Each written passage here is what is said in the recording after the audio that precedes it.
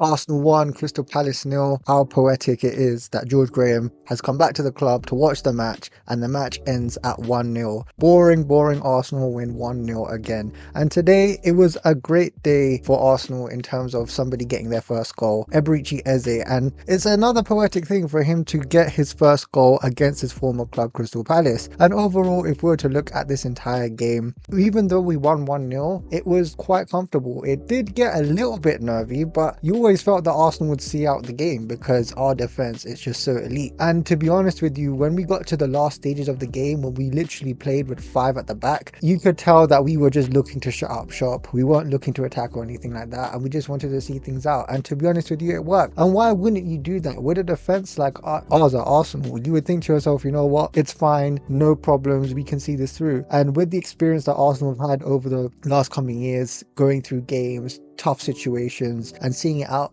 that's essentially what happened today. Now back to Eberechi Eze. I thought that today wasn't the best game in the world from him. He did look all right in certain areas of the game. I did want him to get more on the ball, but overall when it counted, we got a set piece. Gabriel heads it back to Eze, who hits a wonderful volley and scores against his former club. And to be honest with you, I didn't think he was going to do a celebration, but he did. He wasn't completely animated, but you'd expect that with a player that scored against his former team, especially someone who's done so much for Crystal Palace. Now if we were to look at it statistically, we had more possession, 60%, we had more shots. And this is the funniest thing with Arsenal, their statistics, especially against teams so far, especially in this league, teams have been able to get 10 shots against Arsenal throughout this entire campaign thus far in any game, which is quite good, to be honest with you. We're really keeping things controlled and we're really handling the opposition quite well, and we managed to get 3 shots on target. And if we were to look at the other players in the team, Timber, yet again, for me, he's really stood out this game, and he's stood out for the whole season. For me, he's my man of the season so far, because that guy every game has been so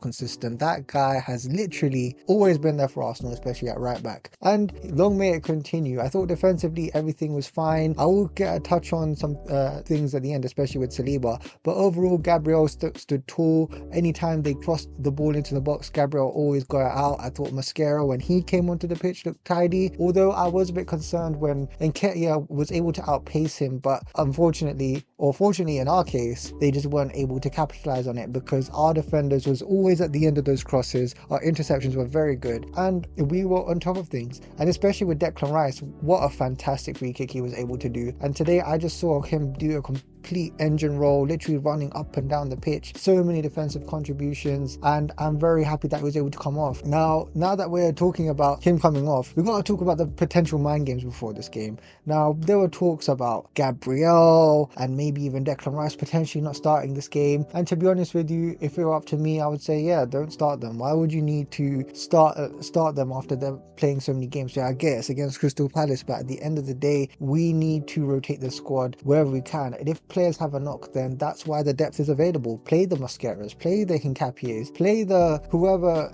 player you might have to play in centre back. But essentially, that when we have a squad as big as this, that's why it's so important for players to rotate. And don't get me wrong, when we went into this game, we played pretty much our strongest 11, bar maybe Martinelli, you could argue, but this was pretty much the set 11 that we've gone for. And to be honest with you, it's fine because no one really came off, from what I could see, like a really serious injury. But I don't know what's happened with Saliba. Maybe Saliba might be playing against Brighton. Maybe we just said to him, you know what, you're playing 45 minutes and then against Brighton you're going to be starting that game. But if I were to be completely honest, I thought that in this game Mateta did look to get ahead of Saliba in certain periods of the game. So I don't know about Saliba. We're just going to have to wait and see. From first glance, I don't think he's got a big injury, but you never could really know. Especially when I saw Declan Rice come off, I mean, he was able to walk off the pitch, and I think from what I could see from his mouth, he was saying that he was fine. So hopefully that's all right. I don't hopefully not expect him to play against Brighton. I hope against Brighton we really rotate this team and we get to see Norgard, Marino. I think hopefully see Hincapié start the game maybe, or maybe, I know maybe Mascara will, but we need to really rotate.